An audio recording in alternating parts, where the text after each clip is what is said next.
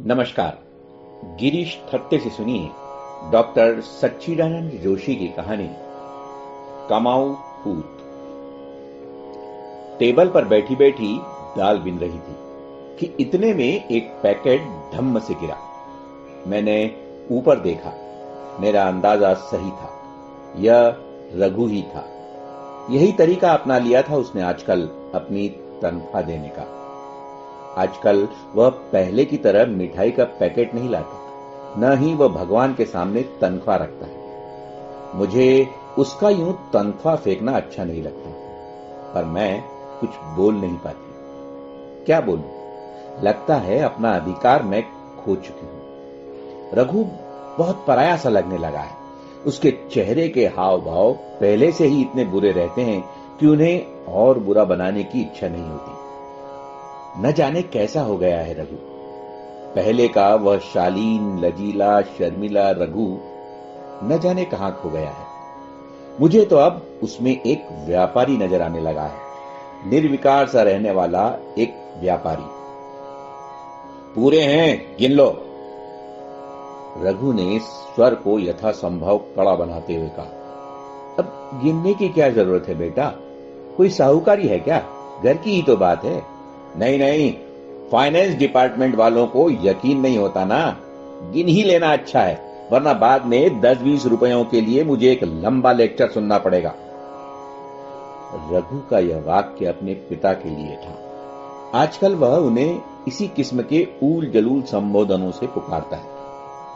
अब वह पीठ पीछे तो बापू कहता ही नहीं, पर सामने पड़ जाने पर भी ठीक से बात नहीं करता उनसे।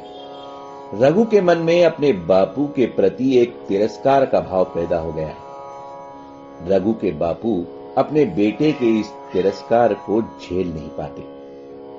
तिरस्कृत तो शायद मैं भी कम नहीं हूं, पर मां हूं ना। बेटे की हर बुरी बात में अच्छाई निकालने की आदत है मुझे। यह तनख्वाह गिनने वाली बात भी यूं ही नहीं आई।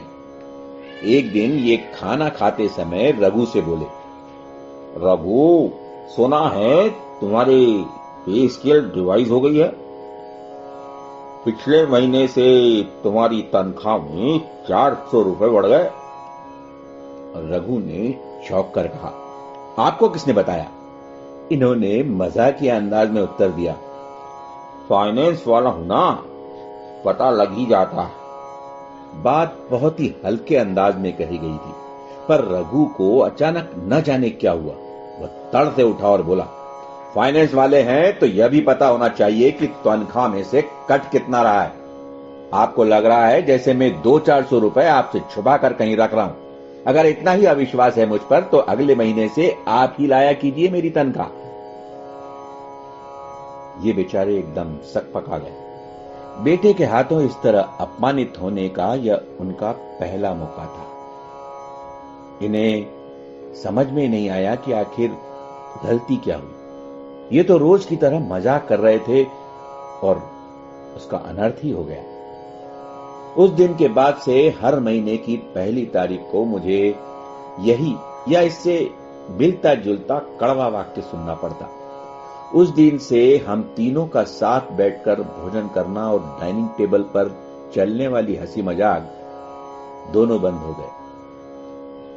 ये इतने हंसमुख, इतने मिलनसार है कि सारा घर इनके ठहाकों से गूंजता रहता था। पर उस दिन की घटना के बाद तो जैसे इन्हें सांप सूंघ गया। बहुत प्यार करते थे रघु को, और शायद इसलिए रघु का यह व्यवहार उन्हें भीतर तक आहत कर गया था। मैं जिस ज्वालामुखी की गर्मी को इतने दिनों से झेल रही थी, उसे इन्होंने पहली बार झेला था। अपने बेटे के हाथों अपमानित होना इन्हें तोड़ गया। पहले इसी रघु के बारे में गर्व से कहा करते थे, देखना हमारा रघु श्रवण कुमार के लिए भी एक चुनौती बनेगा। ऐसा पितृभक्त लड़का न किसी ने देखा होगा, न कोई देखेगा। उन्हें भी क्यों, मुझे भी तो अपने रघु पर कितना नाज था। जब रघु को पहली तनख्वाह मिली थी तब तो मैं भी कितनी खुश थी। रघु उस दिन एक बड़ा सा मिठाई का डब्बा, मेरे लिए माहेश्वरी साड़ी और अपने पिताजी के लिए शर्ट लाया था। उस दिन हम लोगों ने न जाने कितने दिनों बाद जाकर एक बड़े शानदार होटल में खाना खाया था। उस बात को मुश्किल से 2 साल ही हुए होंगे और कैसा हो गया ये रघु। यूं तनख्वाह फेंकना, छाहर-बुझी बातें करना, यकीन ही नहीं होता कि यह वही रघु है। पर यह बदलाव भी एकदम नहीं हुआ। न जाने कैसे रघु के मन में यह बात घर करती चली गई कि सारा घर खर्च उसी की कमाई से चल रहा है और हम लोग उसी की तनख्वाह के भरोसे जी रहे हैं। यह बात कितनी खोखली थी यह रघु को बताना जरूरी नहीं। यह एक सीधे साधे क्लर्क ही तो थे। जब रघु का हायर सेकेंडरी का रिजल्ट निकलना था, रघु ने प्री इंजीनियरिंग की परीक्षा भी अच्छे अंकों से पास की थी और उसे इंजीनियरिंग कॉलेज में दाखिला मिल रहा था। इन्होंने रघु के बचपन से उसे इंजीनियरिंग बनाने का सपना देख रखा था। रघु ने अपना कर्तव्य निभाया था। अच्छी पढ़ाई कर अब कर्तव्य निभाने की बारी इनकी थी। इतनी सी आमदनी है, रमा उमा की शादी करनी है, फिर अपनी प्यारी बिटिया भी तो बड़ी हो रही है, कैसे करोगे यह सब? मैंने पूछा। कमला, इन्होंने गुस्से से कहा, रमा उमा की शादी बाबूजी ने मेरे नाम जो जमीन कर दी है उसे बेचकर कर दूंगा। आखिर इस संपत्ति पर इन बहनों का भी तो हक है। अपनी बिटिया रानी की शादी का भी बंदोबस्त मैंने कर लिया है। मैंने सोचा है कि हमारा रघु इंजीनियर ही बनेगा। जरा से पैसों की तंगी के लिए मैं अपने बच्चे का भविष्य तो नहीं खराब कर सकता। अभी मुझ में ताकत है, हिम्मत है, मैं कैसे भी करके रघु को पढ़ाऊंगा। इन्होंने बैंक से रघु की पढ़ाई के लिए कर्ज लिया। ऑफिस के बाद एक टाइपिंग इंस्टीट्यूट में काम किया। 2-4 जगह के अकाउंट्स देखने का काम हाथ में ले लिया। रमा उमा की शादी के लिए बाबूजी की जमीन ही काफी नहीं थी। इस पर मेरे गहनों की आहुति भी दी गई। बिटिया रानी की शादी के लिए भी कर्ज लिया गया। इन सभी कर्जों की किस्तें अभी पिछले साल तक चुकाते रहे हम लोग। कितनी ही परेशानियों में रहे, पर रघु के पिता ने रघु को किसी चीज की कमी नहीं होने दी। खुद दफ्तर बस से जाते थे, लेकिन रघु को कॉलेज जाने के लिए स्कूटर खरीद कर दी। कपड़े, किताबें, किसी बात के लिए रघु को कभी कॉलेज में शर्मिंदा नहीं होना पड़े, इस बात का ख्याल रखा।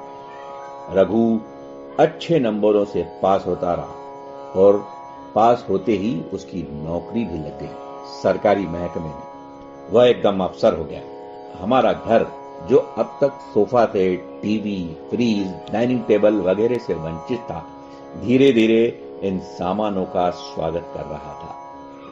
रघु सुख सुविधाएं जुटाना चाहता था, पर उसमें उसका भाव एहसान जताने का था। कोई भी चीज लाने से पहले रघु इतनी हिदायतें देता कि उसे हाथ लगाने का मन ही नहीं होता। 2 साल में रघु इतना सब कैसे ले पाया, इसका रहस्य भी एक दिन खुल ही गया। उस दिन सुबह सुबह एक आदमी बड़ी सी अलमारी ठेले पर लदवा कर चला आया। कहने लगा, रघुराज साहब कह रहे थे कि एक अलमारी रखवा देना, इसलिए ले आया। रघु उस समय साइट पर गया था, तो इन्होंने पूछा, मैंने आपको पहचाना नहीं। जी, मैं चंदनपुर से आया हूं, कॉन्ट्रैक्टर हूं। साहब की साइट पर मेरा ही काम चल रहा है, उसने उत्तर दिया। मैंने भोलेपन से पूछा, इस अलमारी के कितने पैसे हुए? पैसे की चिंता आप क्यों करती हैं माँ जी?